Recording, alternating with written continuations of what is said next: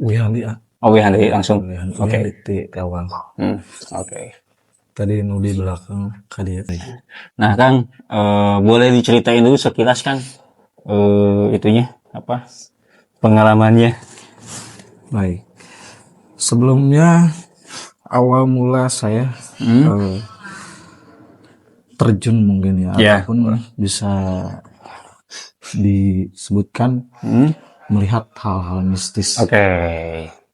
Ya, saya terlahir di Kidul ataupun di Tasikmalaya Selatan. Oke, Tasikmalaya Selatan. Bisa disebutkan juga ada dari keluarga saya ataupun turunan saya yang notabene mungkin ada jalur hal spiritual juga. Oke, berarti keturunan mungkin ya. Ya. Oke.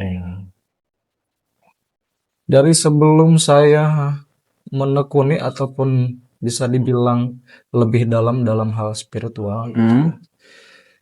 Jujur Kang, di sini saya tidak pernah sekalipun belajar ilmu kepada orang lain, namun di sini saya bisa menceritakan terlebih dahulu dari awal mula silsilah saya bisa terjun ataupun bisa melihat hal-hal mistis. Oke, jangan dulu diceritain, Kang.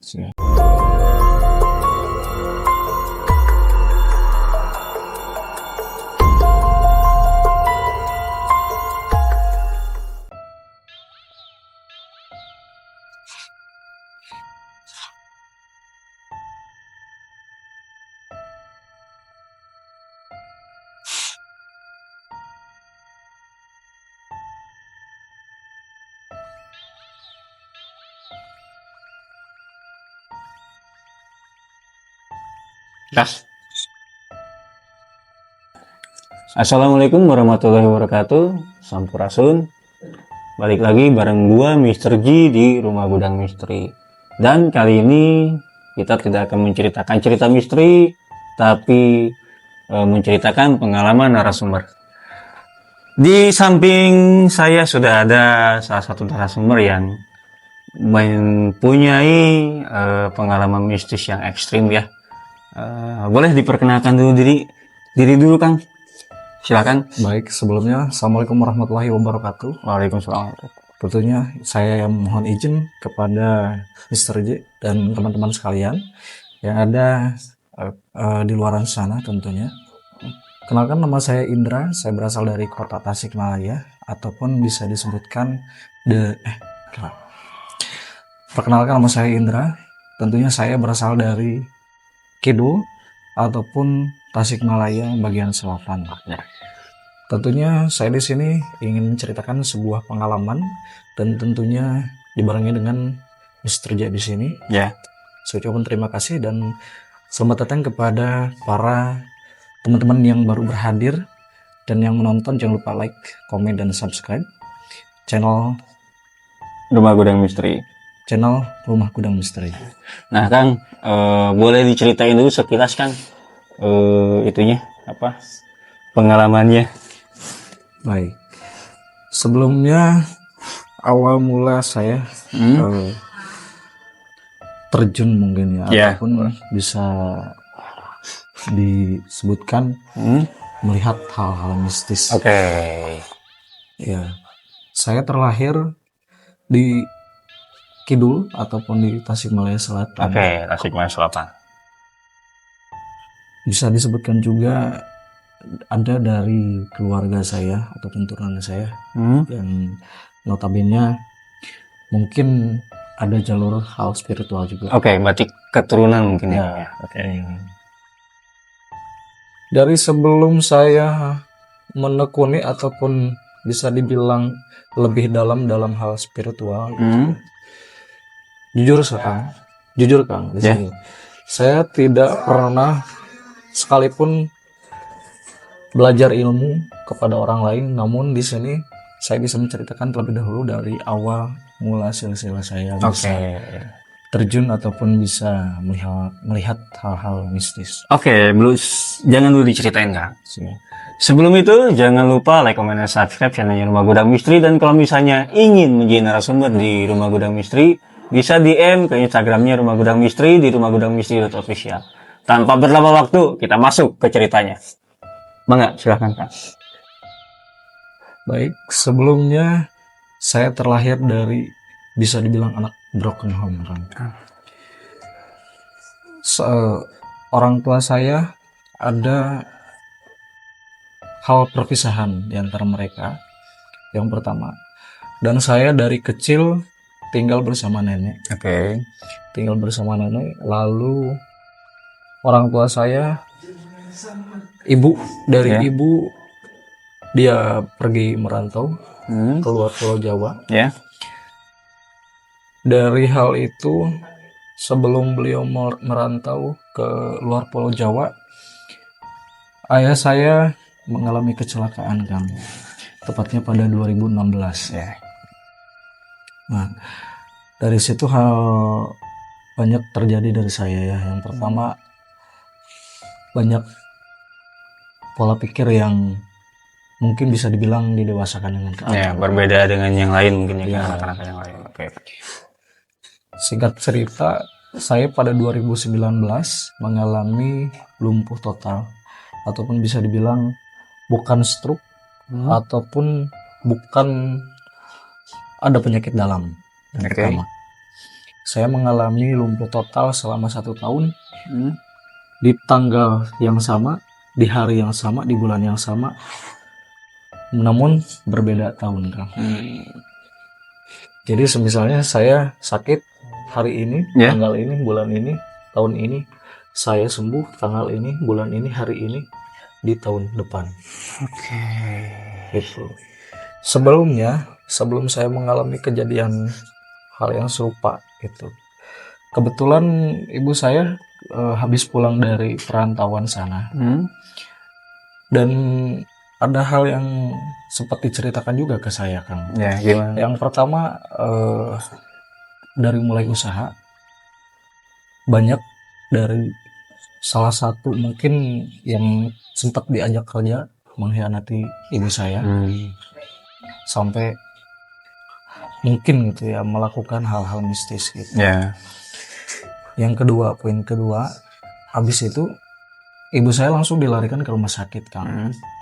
Saya ikut ke rumah sakit, namun di ibu saya itu pas dicek di rumah sakit tidak ada penyakit apa-apa Kang. Tidak ada penyakit dalam, tidak apa penyakit apa-apa, namun dia sesak Kang, seperti kayak dicekik. Yang pertama. Ya, paham. Dalam waktu itu, sebelum saya kejadian lumpuh ya Kang, yang pertama, tiba-tiba entah kenapa saya ada bisikan gitu ya. Namun waktu itu belum sepenuhnya saya bisa melihat Kang. Belum sepenuhnya saya bisa melihat, namun hanya bisa merasakan saja. Itu saya ada bisikan, coba katanya pegang dada ibu saya, sambil bacakan ada mantra-mantra yang dibisikkan kepada saya. Oke. Dalam detik itu juga ibu saya langsung berhenti dalam sesak napasnya, langsung bisa dibawa pulang. Namun keesokan harinya saya tiba-tiba mengalami kejadian hal yang di luar dugaan Kang. Yang pertama kan saya sehat kan. Ya. Setelah saya membantu ibu saya, dari ada bisikan-bisikan tadi, mungkin awalnya inginkan aja ke ibu saya. Oke. Namun dikarenakan saya ada dapat bisikan juga, saya kan nggak tega kan Ya. melihat seorang ibu sendiri gitu kan. Terjadi sesuatu hal yang tidak diinginkan gitu. Lanjut, keesokan harinya saya mengalami kejadian hal yang tidak diinginkan, kayak seperti tiba-tiba batuk kan, batuk yang tiada henti, sampai tindak saya berat, sampai meriang itu pun saya memakai selimut kan, beberapa lapis masih tetap meriang. Tetap meriang. Lalu ya mungkin saya anggap masih biasa ya Kang, masih biasa, karena mungkin kayak sakit-sakit biasa gitu kan.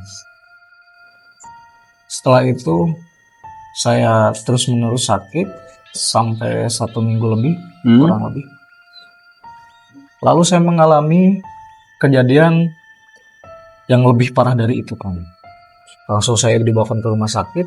Ya. Gitu. Dari rumah sakit 3 hari di rumah sakit saya ditangani oleh rumah sakit. Tiba-tiba kaki saya Kang mulai lemas Kang. Tiba-tiba kaki saya mulai lemas, badan saya mulai lemas. Ya. Nggak nunggu lama-lama, tiba-tiba saya mengalami kayak kelumpuhan Kang. Gitu. Yang selama 1 tahun itu ya Kang ya. Ya, betul. Nah, terus setelah singkat cerita saya sembuh dalam sakit itu, saya lebih peka gitu kan, kayak melihat hal-hal yang kayak gitu tuh kayak mungkin Tuhan mengasihkan anugerah gitu yang sangat luar biasa gitu. Terlepas dari kalian percaya atau tidak kepada saya, itu hak kalian masing-masing. Namun saya di sini menceritakan pengalaman saya berikut apa yang saya alami dari tahun-tahun kebelakang. Yang pertama saya emang sudah ada mungkin garis keturunan bisa dalam hal spiritual. Betul. Yang kedua, kebetulan Kang ada buyut saya yang masih alhamdulillah masih sehat. Dia berusia hampir mau 100 tahun sekarang. Yang saya anehkan, setelah saya sehat dari sakit itu, tiba-tiba buyut saya manggil gitu lewat anaknya, katanya, "Dra, kesini," katanya, kata buyut gitu kan. Kata saya, "Ada apa nih?" gitu kan. Terus saya ya udahlah gitu kan, ngobrol-ngobrol sama Uyut gitu ya. Terus tiba-tiba dia bilang, "Cu, ambilkan kertas." Kalau bahasa Sundanya mah, "Cu, tadi nyanak heula kertas, tuliskeun kada bisi kadang mun ku batur bisa cacak bodas." Jadi dalam arti tolong ambilkan kertas, tapi jangan sampai orang lain tahu. Ini cuma kita berdua yang tahu. Terus takutnya ada orang yang mengintip gitu lah. Tiba-tiba dia membisikkan kepada saya banyak mantra-mantra yang saya pun sangat bisa diherankan gitu loh Kang. Bisa diherankan kenapa? Yang pertama, dia kan banyak cucu. Anak cucunya banyak. Betul. Bukan hanya saya gitu. Saya mungkin sebagai buyut ataupun cicit loh. Saya kan sempat nanya nih, "Buyut, kenapa ngasihnya ke saya?" gitu. Kata dia bilangnya gini, kalau bahasa Sundanya, "Geus aya bagian maneh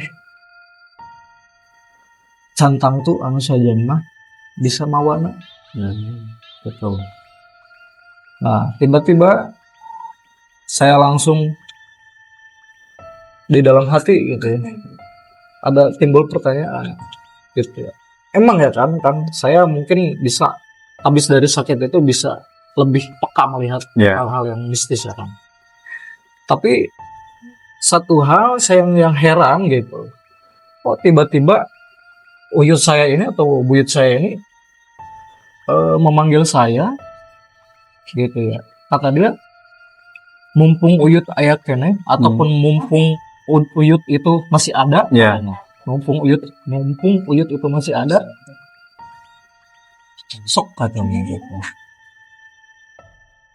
Makanya yang saya heran yang pertama itu Kang. Yang pertama yang saya heran itu. Yang kedua, kata dia bilang gini,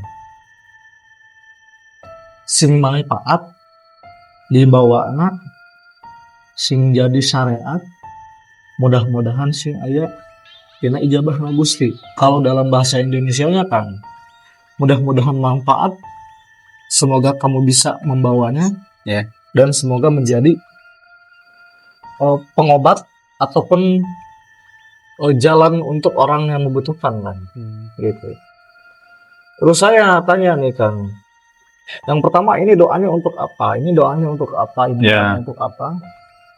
Saya waktu itu menuliskan doa-doa ataupun mantra-mantra tersebut sampai 1 buku Kang. Sampai saya sekarang jujur, saya masih menyimpan Hmm. buku tersebut yang saya habis tuliskan itu. Terus saya bilang, Yud, kalau semisalnya saya nggak jalan ini gimana? Soalnya kan saya masih muda, Ya. masih harus banyak butuh bimbingan. Apalagi orang tua saya nggak ada. Ayah saya udah meninggal, ibu saya jauh kan di Ya. Sumatera kan.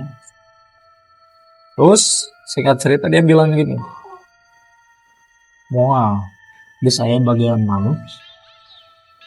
Nanaon oge pasti gampang asal aya niat dina hakeun maneh. Ya. Atau bisa diartikan dengan insya Allah apapun yang kita rencanakan pasti akan ada hasilnya. Walaupun semisalnya awalnya ada kegagalan, pasti awal akhirnya pasti ada kemudahan. Ya. Betul. Kata dia yang pertama kita harus tekun, Hmm. yang kedua kita harus niat, ada niat gitu.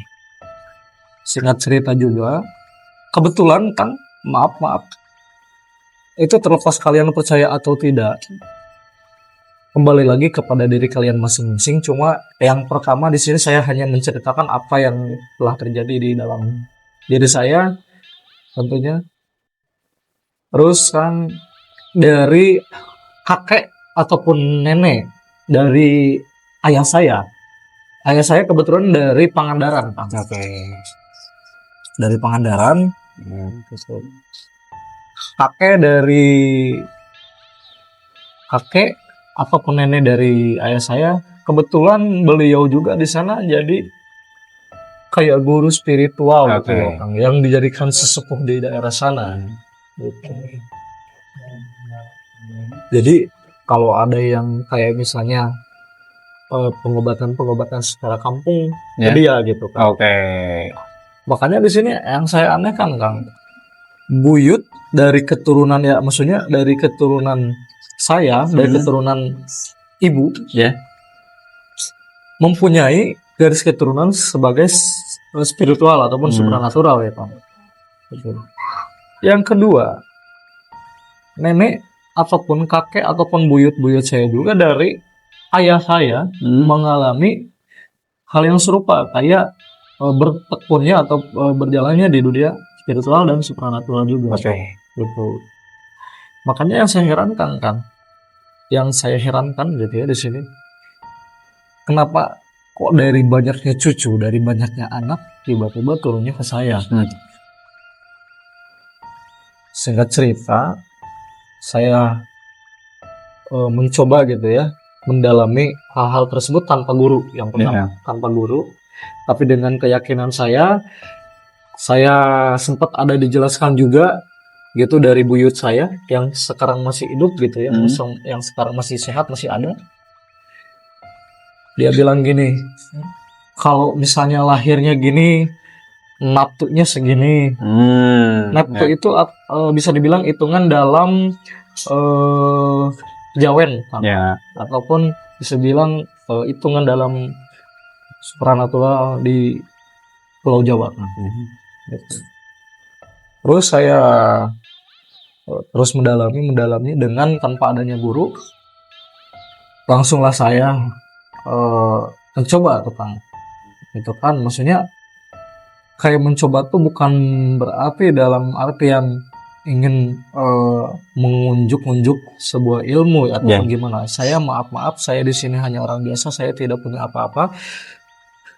Terlepas dari apapun itu pemberian Tuhan, mungkin itu hanya kelebihan. Betul. Jadi ya, Kang. Ya. Gitu.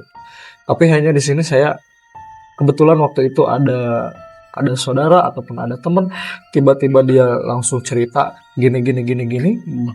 Saya cobalah di situ, Kang, coba bantu apa yang maksudnya yang amalan-amalan tadi yang dikasih dari buyut gitu kan. Saya coba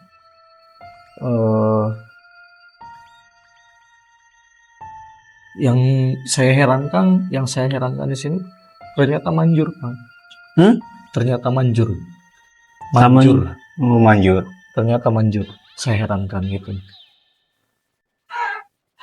Yang kedua, saya kan sempat dikasih ada kayak barang-barang gitu loh, Kang, kayak Nah, maaf kayak dibilang notabene kayak bisa dibilang barang-barang supranatural ataupun spiritual gitu ya Kang ya. Gitu. Saya sempat juga nanya ini untuk apa Ya. barang ini, atau hanya bisa dibilang hanya pajangan atau misalnya apa gitu. Ya. Saya jadi tanda tanya gitu sebelum saya menerima itu Kang. Terus saya bilang gitu, kata nenek sama kakek saya yang dari Pangandaran, ini katanya gunanya gini gini gini. Itu sebelum beliau meninggal gitu. Setelah saya membawa itu dan saya coba mengamalkan juga apa yang saya terima gitu ya. Ya. Saya mencoba membantu. Mohon maaf di sini Bu, saya tidak membuka kayak praktek ya. Tapi di sini saya hanya untuk diri sendiri. Ya, betul.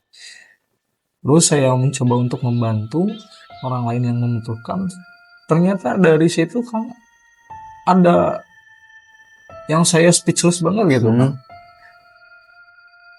Benar gitu loh Kang. Apapun itu yang saya bilang terjadi. Bukan berarti saya bisa melihat masa depan ataupun masa lalu. Ya, paham. Namun kan kebetulan saya dikasih barang-barang juga ketika saya kadang lagi main gitu ke daerah-daerah yang bisa dibilang notabene kayak sedikit sepi, sunyi ataupun angker gitu ya. Kadang suka ada yang ikut Kang. Oke. Saya tiba-tiba kaget gitu Kang. Kadang suka kaget tiba-tiba ada di rumah gitu Kang. Tiba-tiba ada di rumah. Kayak saya bilang kadang bilangin, "Ai maneh di mana?" Ataupun bisa dibilang, "Kamu dari mana?" gitu. Ya. "Kok kenapa kamu bisa ikut saya?" gitu. Kata dia bilang, "Saya dari sini, ketika kamu melewat ke sini, katanya bilang saya suka sama kamu, bukan berarti notabene dia suka sama saya dalam artian percintaan. ya maaf ya. Ya. Tapi dia bilang saya suka sama kamu itu orangnya baik, kamu itu orangnya bisa dibilang nggak sompral lah. Ya, tata titina dijaga lah. Iya, betul. Selalu saya kemanapun pergi gitu, saya selalu bilang maupun ke tempat gimana selalu bilang kalau bahasa Sundanya punten gitu ya. Saya selalu amit pamit gitu ya. Amit ya. Gitu. Nah terus singkat cerita juga saya bilang gini kan,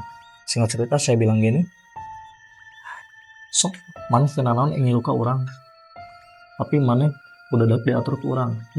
Ataupun bisa dibilang gak apa-apa kamu ikut ke saya, tapi kamu harus bisa diatur sama saya, jangan saya yang diatur sama kamu. Betul. Itu.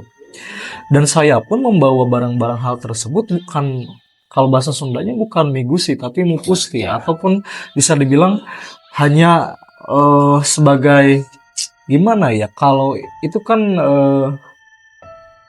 bisa dibilang apa ya Kang, bukan kesenian tapi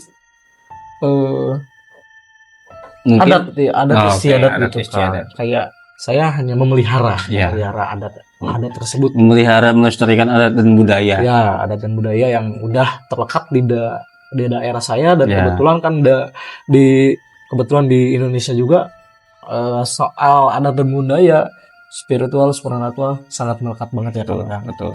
Gitu. Nah, saya bilang gini, sempat saya bertemu dengan teman juga yang notabene dia membutuhkan bantuan gitu. Saya bilang gini, kamu akan bertemu dengan ini. Kamu bakal gini, kamu bakal gini. Bukan berarti saya mendahului Tuhan, tapi saya dapat bisikan. Bukan saya bisa melihat masa depan ataupun masa lalu. Saya mendapat bisikan dari yang awalnya ikut sama saya, dari barang yang dikasih tadi itu kan. Saya mendapat bisikan dan saya diberitahu gini. Oh, gitu. Saya bukannya saya ingin menakut-nakuti atau gimana ya, tapi ini lebih ke empat mata gitu. Empat mata bicara aja, jadi face to face ya cuma saya dan dia aja gitu, ngobrolnya nggak ke orang lain dan kita bukan mendahului Tuhan tapi memprediksi mungkin kita bermain prediksi aja, karena Ya banyak juga main bola juga kan ada prediksinya Ya, gitu kan. betul. Enggak lanjut Kang. Soal terlebih mereka percaya atau tidak, itu hak mereka. Ya, betul. Gitu. Tapi di sini saya hanya menyampaikan, apa yang saya tahu, apa yang saya dengar, gitu. Tapi bukan berarti untuk menakut-nakuti. Betul. Itu bukan berarti untuk menakut-nakuti, hanya untuk kewaspadaan kita. Itu Kang. Ya. Oke Kang. Yang saya garis bawah ini yang menarik ini kan sempat lumpuh 1 tahun. Ya. Gitu kan. Dari tanggal sekian sampai tanggal sekian bulan ini tahun 2025 misalnya. Ya. Tanggal sekian bulan ini tahun 2026 itu semuanya. Saya sehat. Ya. Itu saya Nah, sehat. selama Akang mengalami kelumpuhan itu apakah ada cerita-cerita yang aneh Kang? Sebetulnya saya dari yang saya bilang tadi, sebelum saya mengalami kelumpuhan tersebut pun saya sudah merasakan, cuma saya belum bisa dibilang belum bisa melihat sepenuhnya gitu loh, hanya merasakan sebagai energi. Oke, ya maksudnya apakah ada akan merasa energi apa gitu selama tahun itu? Banyak. Nah Kang, jangan dulu diceritain, nanti kita diceritain lagi di episode kedua kan. Siap. Biar seru nih. Oke ya. Buat kalian yang pengen Kang Indra nyeritain lagi yang waktu pas mohon maaf ya terkena musibah lumpuhnya selama 1 tahun, itu bisa komen berapa ribu komentar Kang? boleh. Boleh. Sebanyak-banyaknya ya. Terima kasih Kang Indra sudah mau datang ke studionya Rumah Gudang Misteri. Dan mohon maaf sajiannya ala kadar, bahkan Kang Indra yang bawa ngambil makanannya banyak. Tidak apa-apa. Dan saya di sini pengen mengucapkan terima kasih juga kepada Kang juga dan dari kru studio di sini tentunya ya Kang. Mohon maaf bila ada kekurangan dan kelebihannya dari saya. Saya juga mohon maaf apabila ada kekurangan dan kelebihannya gitu kan ya. Oke, terima kasih yang sudah menonton. Percaya atau tidak itu hak kalian, dan seseram apapun pengalaman horor kita akan lebih seram kalau kita tidak punya uang. Setuju nggak? Setuju. Oke. Assalamualaikum warahmatullahi wabarakatuh. Sampurasun.